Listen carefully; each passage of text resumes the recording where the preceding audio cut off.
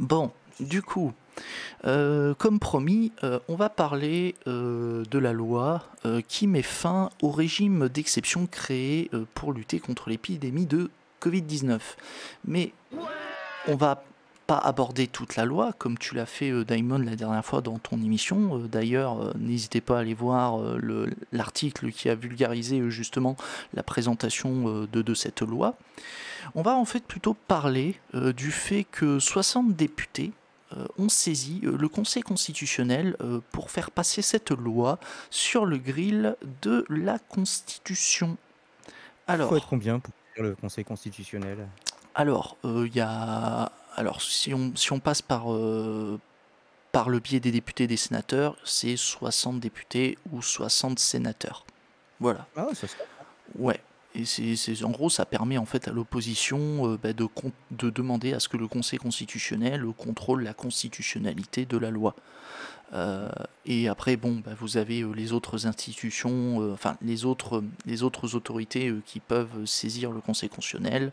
Vous Sachant que le avez Conseil le Premier constitutionnel, ministre, etc. Hmm. c'est pas uniquement des juristes, il y a des anciens présidents, il y a Oui, il n'y a pas. Alors, il n'y a pas que des juristes. Enfin, il n'y a pas que des personnes qui ont une expérience juridique. Ce sont des anciens hommes politiques parfois. Mais tu sais, un c'était peu bizarre en soi.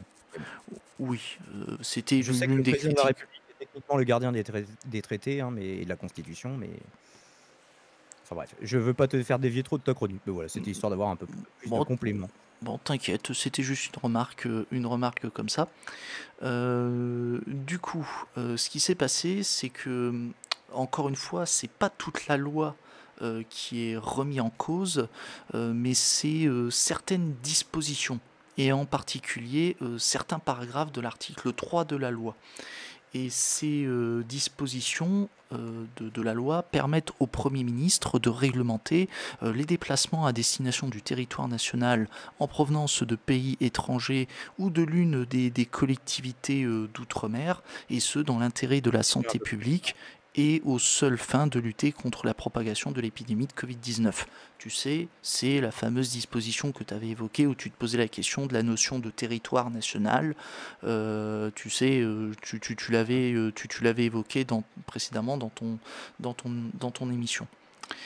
Et sur ces dispositions, les députés ont soutenu que l'emploi du terme national était erroné et qu'il avait pour conséquence d'exclure les collectivités d'outre-mer et ne visait que le territoire hexagonal. Et selon eux, cette expression de territoire national méconnaîtrait le principe de clarté de la loi ainsi que l'objectif de valeur constitutionnelle, d'accessibilité et d'intelligibilité de la loi. Grosso modo, ils disent qu'il y a violation de la Constitution en ce que il y a un terme qui rend difficilement compréhensible le sens de la loi. Mais le juge constitutionnel, donc du coup le Conseil constitutionnel, il ne l'entend pas de cette oreille et il estime que les termes de territoire national désignent le territoire hexagonal, la Corse et les collectivités d'outre-mer. Et ce terme territoire hexagonal, il n'est ni imprécis ni équivoque. Et du coup, l'argument qui a été avancé par les députés est rejeté. Donc ça, c'est le premier argument. Il y a un autre argument qui avait été invoqué par les députés requérants, c'était celui de la violation du principe d'égalité devant la loi, en ce que les dispositions de l'article 3 instaurent une différence de traitement injustifiée Donc là, après ma qualif, si tu selon veux le bien lieu patienter. d'origine du déplacement. Voilà. En effet, les députés constatent que le Premier ministre, on va dire, il ne peut pas réglementer les déplacements en provenance des... Alors, non, pardon, je dis de la merde, c'est la fatigue. Il constate en fait que le Premier ministre peut réglementer les déplacements en provenance des collectivités d'outre-mer et à destination du territoire hexagonal en cas d'apparition d'un nouveau variant sur le territoire de ces collectivités. Mais par contre, la loi ne permet pas expressément au Premier ministre de réglementer les déplacements vers les collectivités d'outre-mer en cas d'apparition d'un nouveau variant sur le territoire hexagonal. Et pour eux, Ouais. il y a une couille dans le potage. En C'est fait, disproportionné. Enfin, c'est, oui, c'est déséquilibré. C'est pourquoi dans un cas tu peux, c'est comme si, voilà, c'était pas grave de contaminer les collectivités d'outre-mer. Par contre, l'inverse, que les collectivités d'outre-mer contaminent la métropole, ça par contre on veut pas. Enfin, c'est l'impression que ça donne, quoi. ouais, voilà, c'est ça. C'est l'impression que ça donne, et à cela, le Conseil constitutionnel répond qu'effectivement, alors, effectivement, il voit que la loi ne permet pas expressément au Premier ministre d'imposer la présentation d'un résultat de dépistage négatif des personnes se rendant vers les collectivités d'outre-mer en cas d'apparition d'un nouveau variant sur le territoire hexagonal. Toutefois, le juge constitutionnel estime que c'est pas un problème car la loi permet quand même au Premier ministre de réglementer les déplacements des personnes se rendant dans une collectivité d'outre-mer en cas de risque de saturation de leur système de santé. Et pour le Conseil constitutionnel, le risque de saturation du système de santé, il peut très bien être caractérisé par l'apparition et la circulation sur le territoire métropolitain d'un nouveau variant de la Covid-19 et qui est susceptible de constituer une menace sanitaire grave. En gros, ce que dit le Conseil constitutionnel, même s'il Alors n'est déjà, pas... pour savoir si c'est un variant grave, il faut qu'il soit un minimum répandu pour qu'on connaisse son R0 ou qu'il soit répandu dans d'autres pays en tout cas, mais et son taux de létalité, quoi. Oui, c'est Déjà, j'aimerais bien savoir les définitions de qu'est-ce qu'un variant dangereux, c'est quel R0, c'est quel pourcentage de létalité, c'est applicable combien de temps? Parce que tout ce genre de dispositions, c'est forcément normalement limité dans le temps. alors, malheureusement, le communiqué ne donne pas de détails. Je pense il Faut y vous a, laisser. il y a deux hypo, alors, il y aurait peut-être deux solutions, voire même trois. Soit on peut regarder dans le commentaire de la décision du Conseil constitutionnel, ou voire même directement dans la décision du Conseil constitutionnel, mais je doute qu'on ait ces éléments-là.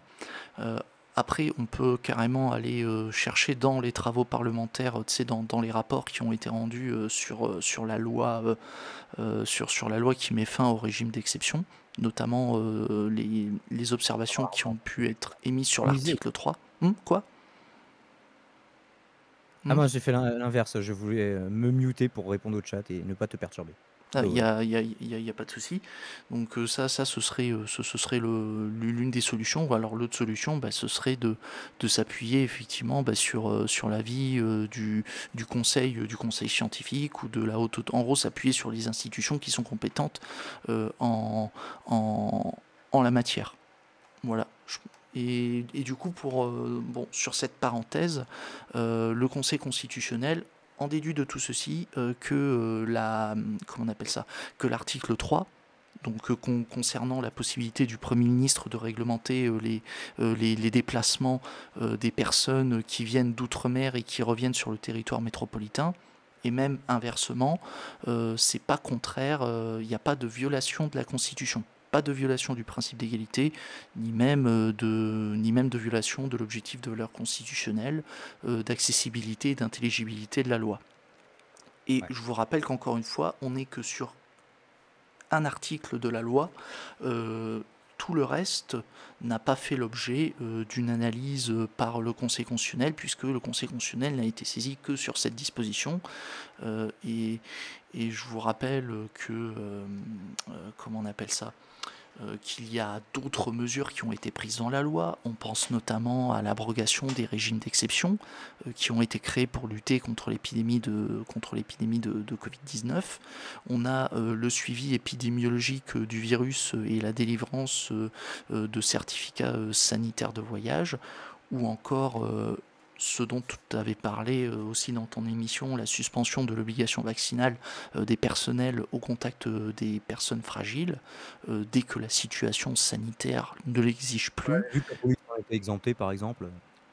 De quoi?